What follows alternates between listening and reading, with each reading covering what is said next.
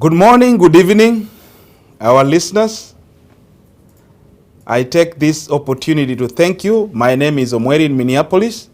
Once again, welcome our viewers in North and South America, and also those watching us across the world.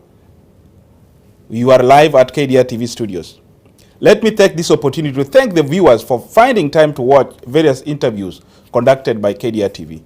For those who are new to KDR TV News, we are an independent media organization. Please follow our website at www.kdrtv.com and KDR TV News to stay in the loop. Please partner with us by subscribing and following us on social media platforms. And today we are very happy to have Mr. Ronnie Raburu. Mr. Ronnie Raburu is a Kenyan entrepreneur living in the diaspora. So I'm going to bring Mr. Ronnie Raburu on the screen.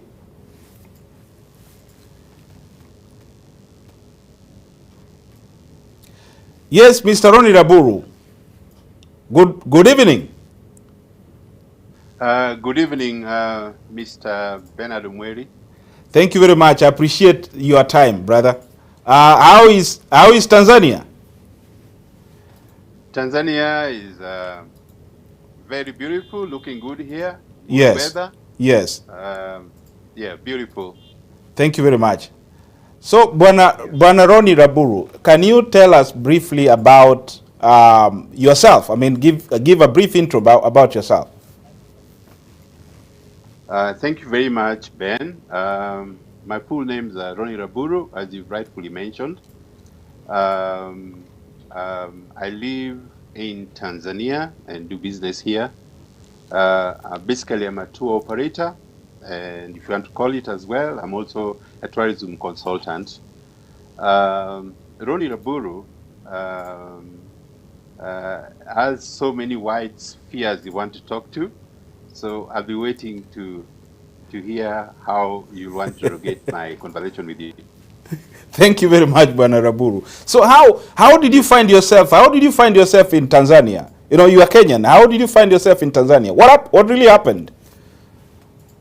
That's a very good question. I'm looking forward to that. I came to Tanzania through a visit. I visited my cousin with an architect, specifically in Arusha, and I was on holiday. And I came here. He really pestered me to come and visit him. So when I came, I spent some time here for like 2 weeks. He was an architect, mostly building hotels and lodges. And so better part of my holiday here, he was sampling with me lodges and hotels here.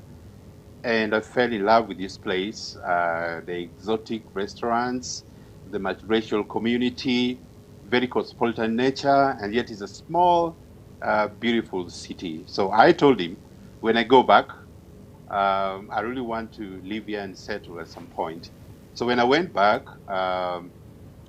coincidentally, some 3-4 months later, I saw an advert on one of the leading newspapers in East Africa, and I decided to give it a try because this job was on a tour firm. They didn't mention which particular tour firm, they mentioned the name. And I decided to give it a try. I applied, and then I waited for response. 1 month later, I was contacted, and I was told I've been shortlisted for that position. I did the interview thereafter, and it happened that I was selected. One of the key things they were looking for basically was strong communication skills and proficiency in English, both written and spoken. And I did the interview, and supposedly I came one of the best. And the agency called me and told me, do you know what? This company is based in Tanzania, Arusha. Are you still willing to proceed? I told them, yes. You know, it's like my dream had been answered. And I made arrangements. 1 month later, I moved in and settled my new job. This company was called Abercrombie & Kent. It's a multinational tour firm. Basically, it has a global footprint where there is tourism in this world, Abercrombie is. So that's how I got in Tanzania. Thank you very much, Bwana Raburu. So we really want our listeners to really understand your journey slowly. So we'll go projectionally, then we get to the nitty gritty on how or which way he actually made you to go to Tanzania. So before we ask you other few other questions, can you tell us why you are you a trained a tour guide, or did you do any training from college about tourism? Very good question indeed. I want to tell you my story, my journey of life. Ronnie Raburu was born sometime in 1972 in Nairobi, Kenya. At around when I was 7 years, unfortunately, the tragedy of my life, I lost both of my parents in Nairobi, and it happened then. I was taken care of after that with my both able grandparents. They took me back to the village in a place called Karateng in Kisumu County, where I did my early education. I finished and I joined Maranda High School. And from Maranda, I went to Moi University in Eldoret, where I graduated with a honors degree in government and public administration. Thereafter, I was very lucky to have landed a job. I landed a job with an affiliate of BP and Shell. It was called Winam Petroleum, where my first job I was operation assistant. You will remember, if you Kenyan and you are in Kenya around that time, that was in 1996, in the 90s. I, like any other, there was no mismatch with your training and the job market. So you'll go for what you find fast. So I was very lucky. I got this job in the energy sector.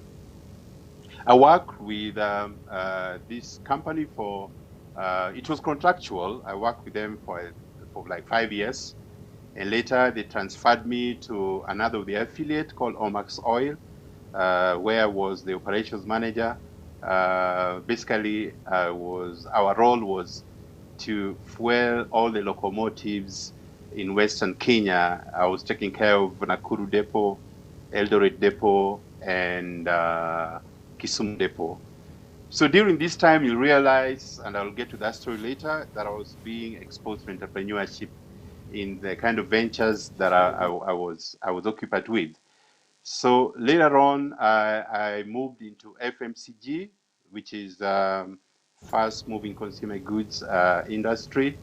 I worked a short stint with Procter & Gamble, and then I moved to Bidco, hard selling, bad selling, which was basically sales and marketing. It's around this time, as I mentioned earlier, that I had an holiday and came to Tanzania. And I felt, when I came to Arusha, everywhere I went, there were beautiful hotels. When I drive in the streets, I was seeing tour farms, adventures, tours and safaris. And I said, no, why not? So I met a few friends and I was telling them, hey, one day I want to settle here and I want to work in tourism. I think there could be an opportunity to work here because I love this city and I want to settle here. So it's what I mentioned that I went back, and coincidentally, some 3-4 months later, an opportunity arose on the media and I gave it a try. And of course, the requirements were proficiency in English and strong communication skills with a minimum of bachelor's degree, which I all possessed, and with a background of having worked in sales environments. So then explain my FMG experience. So that, in a nutshell, is how I got to get to Tanzania. Thank you And very go into much. tourism. Thank you, Yes. thank you, thank you very much. So right Maybe Ben, now, I should explain. go Yes, ahead, yes. go ahead, go ahead, go ahead. Yeah, maybe I should explain if maybe I'm too fast what I was doing, because they brought me into this company basically to one of the key accounts in Europe and America. which involves strong communication skills, both written and spoken. And they saw the potential in me and trained me, gave me the exposure, and did everything they could do that make me a perfect manager to handle their key accounts in very sensitive markets. Thank you very much, Bwana Ronnie. Now, you are in Yes. Tanzania, you are working for this particular company. So how long did you work for that company, and what happened after that? Did, Yes, I worked for Abercrombie and Kent for over 8 years. Of course, they say a rolling stone has no more. So I had to, because I'd gotten one thing that made me work here for long is that remember, you're working with very diverse people, diverse countries, so the experience is not the same, it's not seamless. You're working with Germans, you're working with French, you work with Americans, you work in Belgians, and with it made me very excited. So whatever would be textbook confinement to employment, like after 5 years it should move, I surpassed that because I found it very enterprising. And I saw an opportunity for growth. I looked at it one day, I would own a tour farm like this. Abercrombie and Kent, very gigantic, very big. They're all over the world, one of the biggest in the world. And I said, so what? It was, but only started by Mr. and Mrs. Kent, Mrs. Jory Kent and Mr. Joss Kent. And I said, why not? I will also one day start mine. But then it was a long journey. I met somebody who wanted to secure my services, having known my experience with this big company. And I had an offer, an irresistible offer, which I picked from, I agreed to. And I joined this company immediately thereafter. My main duty was to start up for them a tour division, develop it, and bring it to fruition. Um, Part of the deal was I was supposed to be a shareholder. They gave me a percentage of shareholding, but my destination basically general manager tours and safaris, business development. thank you very much, Bwana Ronnie. Now let's focus on the business you are actually doing currently in Tanzania. How are you progressing with the business, especially during this particular time of COVID? And how did you start it? I mean, you briefly told us working for Abercrombie, but now after Abercrombie, how did you find yourself actually owning a business in Tanzania? Go ahead, brother. Yeah, basically, I was going to tell you that after leaving Abercrombie, I joined this company. It was called Z Group International. I moved to Dar es Salaam, and they took me for some training in South Africa, where I lived for some time. Then I came back, basically, to set the company. I worked with this company, building it up solely, I mean, from scratch, and then build the company. To an extent, it was self-sustaining. This took quite a formidable time. I later on challenges that come with partnerships. I moved to a new company, which also was more or less the same, Malaika Tanzania, where I was their MD. I worked with Malaika Tanzania again for some 5 good years. During this time, I had the exposure. I was traveling all over the world. I was attending some of the biggest trade fairs in London, in Berlin, in Barcelona, in Paris, in Netherlands, South Africa, Durban, Cape Town, and Johannesburg. And I felt like I'd basically grown up now in time to start my own. The challenges that I had, because even this second company, they had given me shares, but at some later on, things were changing. I could not, things are moving so fast. I could not reclaim what was originally meant for mine. I felt betrayed. And for this, and professionally so, I engaged with the director of the company, and I told him that I think he's not working this partnership. I think we should part ways. I want to go on my own. So I met a friend of mine who already was doing something in Tanzania, was Kenyan. He mentioned to me that he needed somebody of my expertise, basically to come in and give that shot they so needed to move to the new level of business. This was a little bit a digression from my main line, which was tour and safaris. And I told him tourism is wide; it has no boundaries. This is part and parcel of it. I will not actually, confine myself to one angle of tourism. So we agreed. He had a partner already who is a Tanzanian. We had a meeting, the three of us, and we agreed we will partner up as equal shareholders. And I was given the role of commercial director, basically to promote, to brand the company, and to take it to a new level. And that's how I got now into doing my own thing, but in partnership. But then one of my demands were that we must also have a tour division. So we also started a tour and safari division, and we registered a company called Seren Destination Managers. This is a company was called Seren Canvas, which was basically making tourist tents. And these are the one Seren Destination Managers were to take care of the touristic interest. So this company, we've been running them hand in hand with Seren Canvas. So until today, they are not it's not on sole proprietorship under Ronnie Raburu. We are partners. We are partners, and I champion, and I'm the face of the two companies. And I might want to continue. Seren Canvas basically does build stitches and build tents, both from budget to luxury tented camps all over the board, all over the country in Tanzania.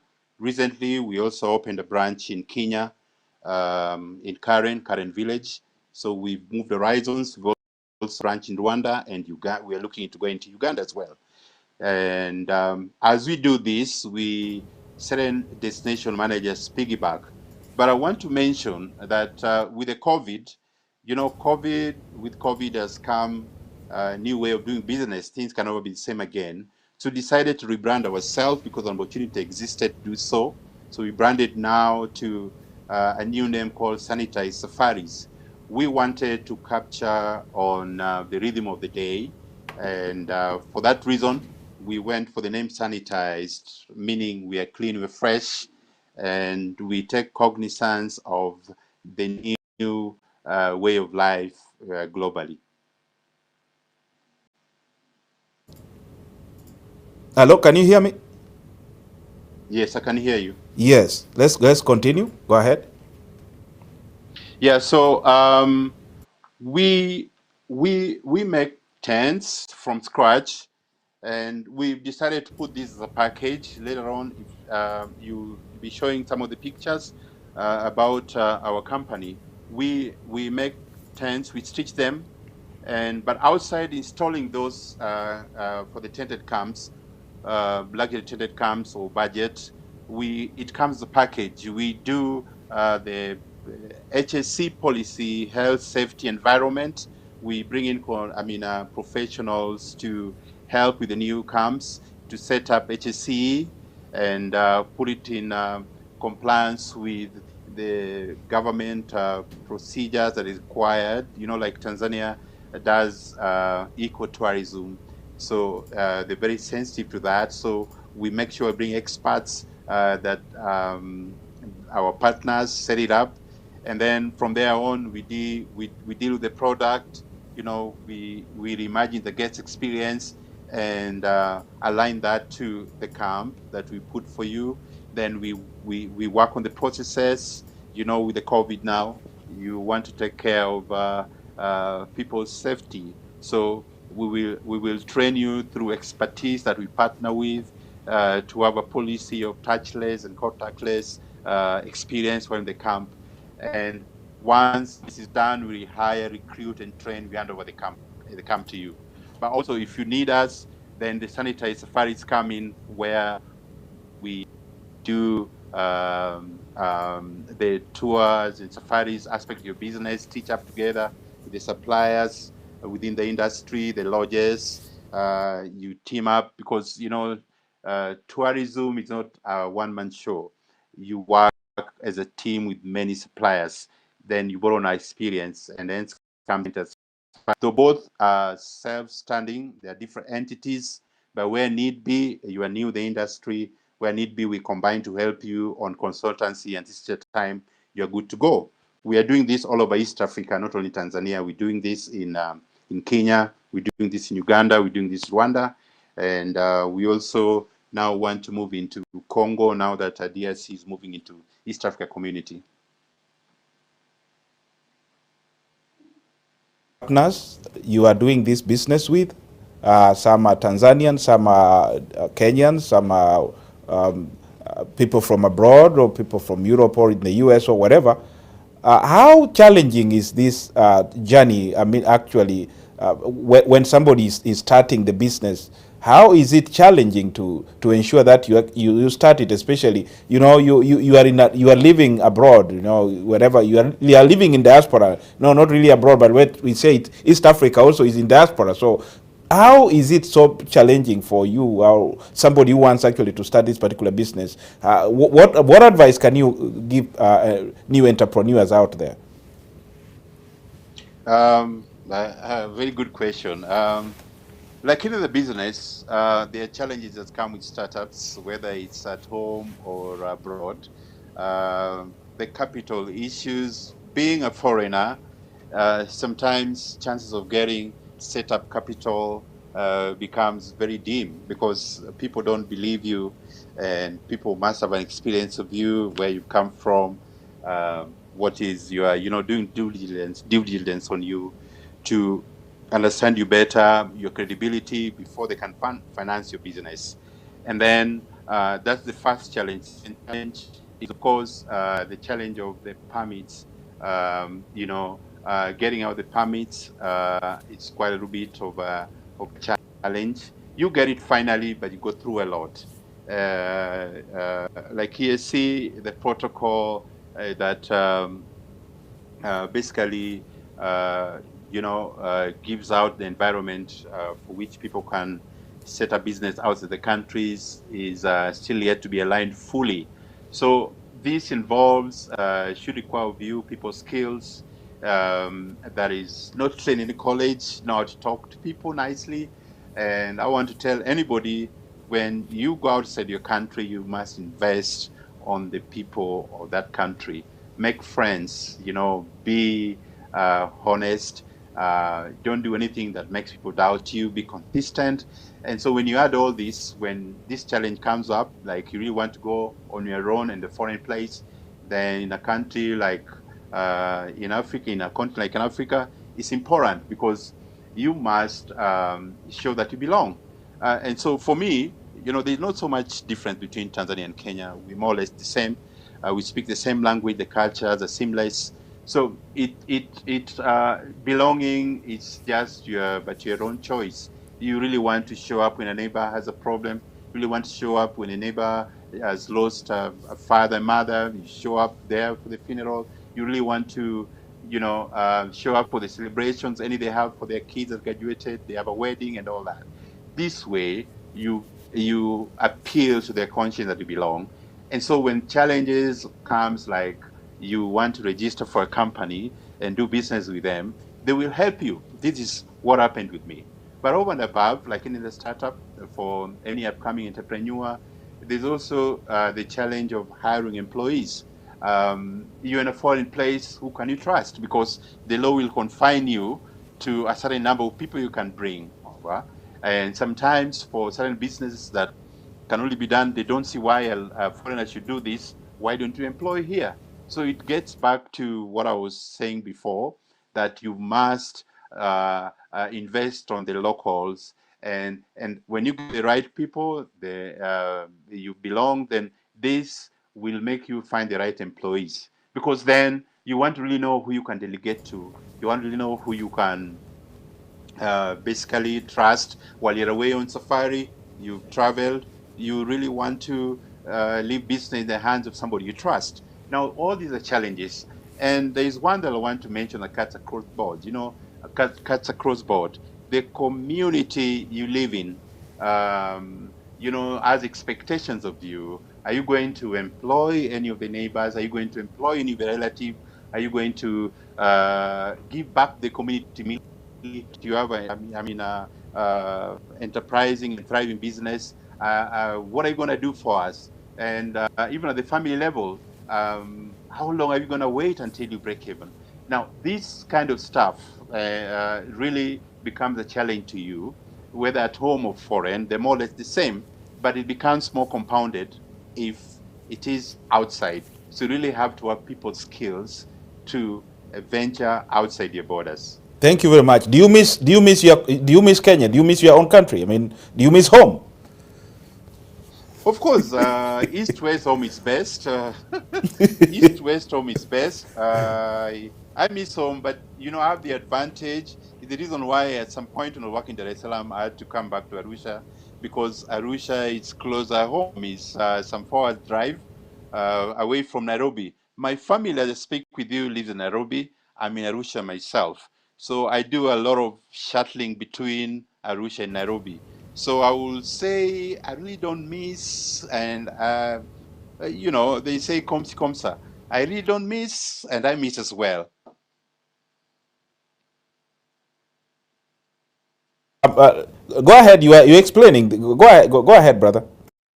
Yeah. So what I'm saying is that because Arusha is so close, I decided to come. When I started this business, Arusha happens to be the hub of tourism in Tanzania. If you want anything to do with tourism, come to Arusha. So it was very important that I domicile my services and operation in Arusha and complement in Nairobi. So I shuttle a lot between Nairobi and Arusha, and for this reason, I really don't miss home, because I'm home every 2 weeks. Thank you very much. There are questions from our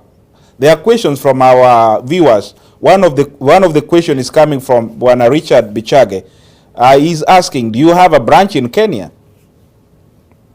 Yes, we have a branch in Kenya. We are based at Karen Village in Karen. Both the tour farm and the canvas making company, both the two companies. Thank you very much. So what's your projection for the next 5 years from today? In the next 5 years, COVID has totally changed everything upside down. So there has to be a new way of doing things, and because of that, we really have to re-strategize. And part of it is immediately the world opens up. We'll have to go into sales offensive, lots of it. We lack in cash, but I think because I'm Kenyan, and for this I'm very grateful to our President Uhuru Kenyatta, because immediately COVID came in, he made intervention measures. He decided to waive off some of the taxes, and they're also giving out financing where it's due. You do a proposal, send to the authorities concerned, and they weigh out and give you the required the money you require for the ventures. So part of it, we say as a company, with a little savings, we will go out on market offensive in Europe, in America, attend some of these trade fairs, and where need be, partner up with the diaspora community. And thank you very much for giving me this opportunity, this platform. The diaspora, we really want to count on them to support us, who would want also to support us by way of coming on safaris or doing a joint venture with us. And on this note, allow me to mention that sometime next year, my company, together with a company in Italy called ISEC. ISEC is basically an acronym for ISEC is Italy African Cultural Exchange. We will be holding a marathon within one of the municipalities, Milan. This municipality is called Cineco. We will be doing a marathon with very many activities. We will strive to go with tour operators from all over East Africa and hotels and lodges so that we scale to the Italian market and see how much you can get there. Now, this is just a pointer to so many other things we intend to do because, with COVID, Ben, everything took us back to ground zero. So we're starting afresh. If you asked me this question before COVID, I would have told you much better stories, but it seems we are starting from scratch. So what I want to say is that all is not lost. We will strive as much as we can to reach onto new horizons, develop new markets, and over and above, develop new clientele. COVID has brought everybody to a standstill, and it's a time to re-strategize, start afresh. So 5 years, I look at it like I did 4 years ago when I ventured into business. It is a new strategy, and these are the strategies that we have. We're also tapping so much on respective governments, both in Kenya, Tanzania, Uganda, and Rwanda. Kenya so far has given us the way with regards to helping us achieve whatever is lost. We're also very happy in Tanzania with the new regime. Mama Suluhu has reassured everybody that she's going to change everything and look at the new horizon and take, which I believe is the most important thing, take tourism to a new level.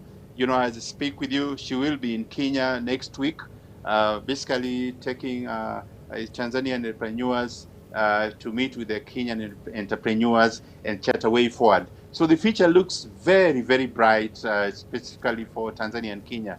And all this combined would actually want to set focus on where I want to be in 5 years. Thank you very much. Thank you very much, Bwana Roni. So our last question is about, you've talked about getting people, getting partners, people who can help you continue growing or expanding your horizon. If somebody is listening or somebody is watching right now, how can they manage to get you? How available are you for serious people? And definitely the best option always when we are doing live shows, we would love you to give a business number. We don't want you to give a private number whereby people bombard you with weird messages. So anybody who is very serious, how can they get you? Oh, thank you very much. People who want to support me one or the other can get me on my telephone line, which is, I have two lines. One is Tanzanian, one is Kenyan. I'll begin the Tanzanian one. It's +255 756 525700. That's for Tanzanian line. 0756 525700. For the Kenyan line is +254 797, that is 0797 240 593. Kenyan line 797 240 593. Let me put it this way. Once you're an entrepreneur or a businessman, you really don't have boundaries to tell people, hey, this is my personal line and this is I take every call. It's very serious to me. Today, you could call me on a personal note. Tomorrow, you will need me for business, one or the other. You want to give me a reference. So those numbers They are both personal and business. That's how I do business. Thank you very much, Banaroni.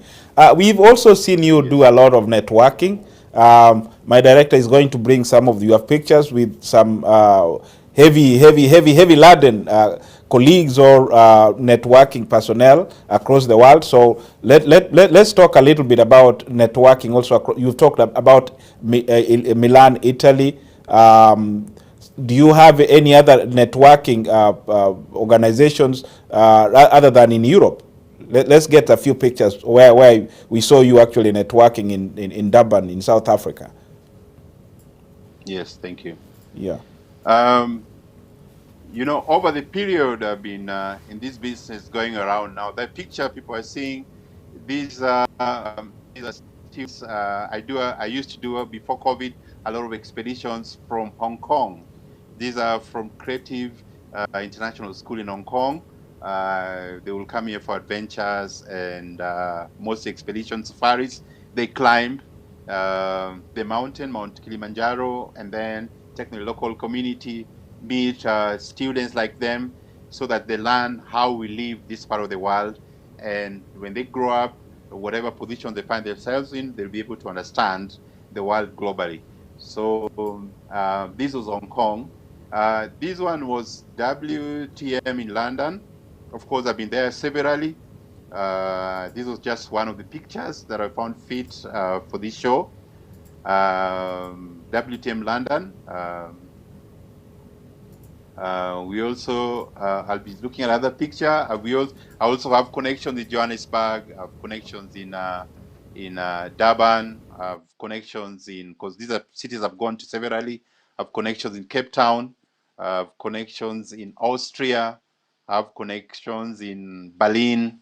I have connections in Barcelona. I have connections in Paris. I have connections in many countries. I lose count because you know, tourism basically you globetrot, you Th go almost everywhere. Thank you very much. We basically wanted to show our viewers that you are a widely traveled person and you really understand what you're talking about. You know, that's exactly what we wanted you to tell the world. So Thank you very much. our final closing shot, Wana Raburu, is: Yes. what do you tell young Kenyans who want to venture into tourism or want to venture into entrepreneurship? What do you really tell them? You know, most of them are out there waiting to be employed by somebody, waiting to get some handout from politicians. What do you really tell them as we close the show? That is our final question, and your final shot. Go ahead. Yeah, thank you very much. I want to tell our young brothers and sisters back at home that there is no shortcut to success. You see, many times our youth look at politicians when they meet them, they don't present them with ideas, they only ask for money or any kind of help. I want to tell them the potential lies in them, and I want to tell them that you don't need to have so much money to start a business.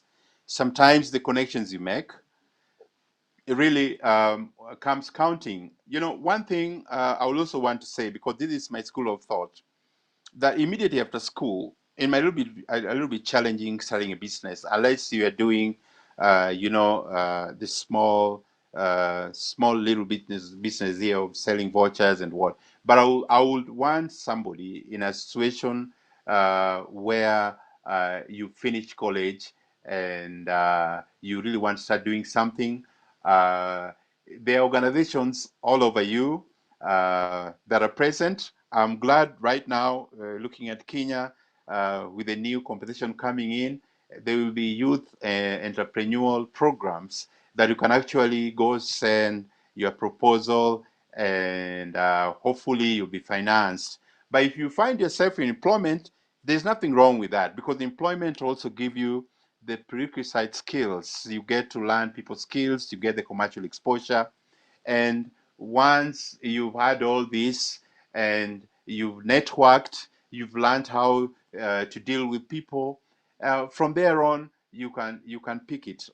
You can pick it on your own. Somebody will say like, "Hey, where do I get the cash?" You know, it's a new world. It's not the old world where you'll have to wait until your dad walks ditch somebody else.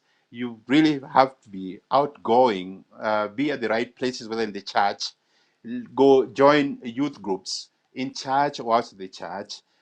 There will be potential people who will be coming in to mentor. They won't come to your home. They'll find you in a group of other youths like you. And I want just to encourage you, don't sit back at home and lament. Your parents have just done enough. Think outside, being innovative. Whatever you do counts. It's not like us the time we live in college, where we needed first to be employed. The world has changed. We have internet, we have technology. Use technology, social media, spread out your skills, let people know. Somebody will just catch it up. This is my advice for the youth, but that there is no shortcut to success. You really have to toil, but it must take skill. It must take innovation. It must take a little bit of brain. You don't just sit back. It's possible and can happen to everybody. Thank you very much, Bwana Raburu, for appearing in our weekly Diaspora Dive show. We would love to bring you next time to expound a little bit more on your business. But for today, that is the end of our show. And thank you, viewers, for having time to watch Bwana Ronnie Raburu. Thank you very much. Thank you very much, Ben.